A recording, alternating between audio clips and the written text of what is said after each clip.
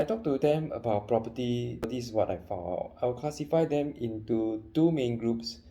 So group one would be the people that look at property as just a roof over their head, and they probably will have only buy and sell houses 1 to 2 times in their life, or maybe at most 3 times.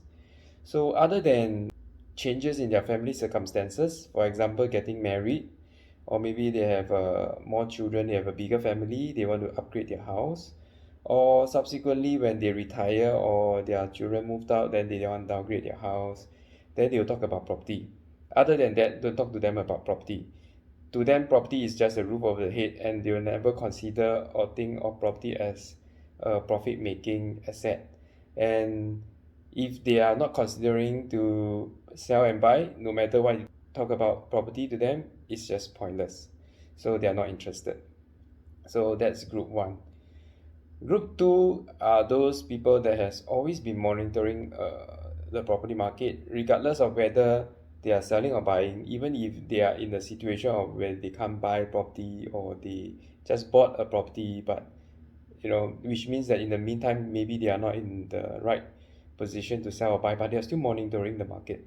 So they look at property as a form of asset and investment. So when they wants to make the move to sell and buy, or they are ready, they will definitely have a better and clearer idea about the property market. What is the right time? When should they sell? What is the right price for the property?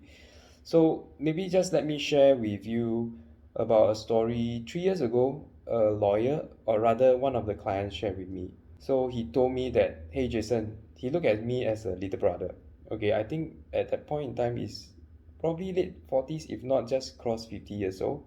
So he was telling me that over the last 20 over years of his life, if I didn't remember wrongly, he first bought his property at about 23, 24 years old. He told me that he have transacted more than 20 properties. And I was like, wow, 20 over properties. So at that point in time, I was thinking, how can someone buy and sell over 20 times, 20 different properties, over this 20 over period? That means I was asking him, well, that means every other year you're selling and buying properties. He said, depends. Okay, some of the properties he owned couple of years, and some of properties as in fact, he told me the shortest property he ever owned was just 2 months.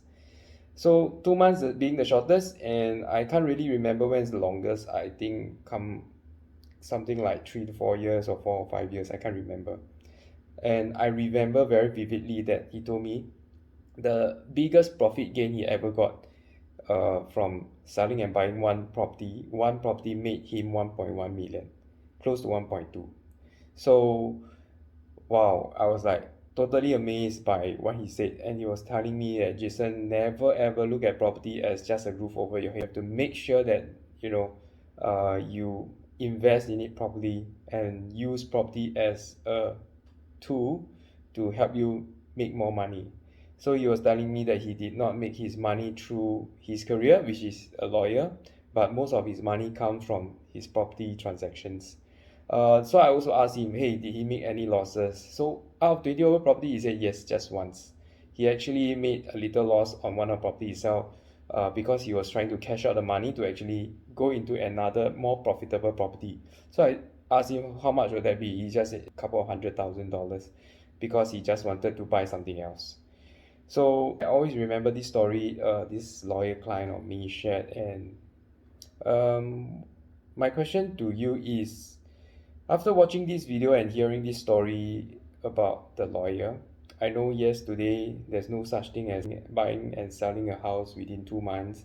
There's the seller stamp duties in place. But what if watching this video, knowing what I've just shared, these 3 to 4 minutes of your time, and making the right decisions would change the next 30 years of your life?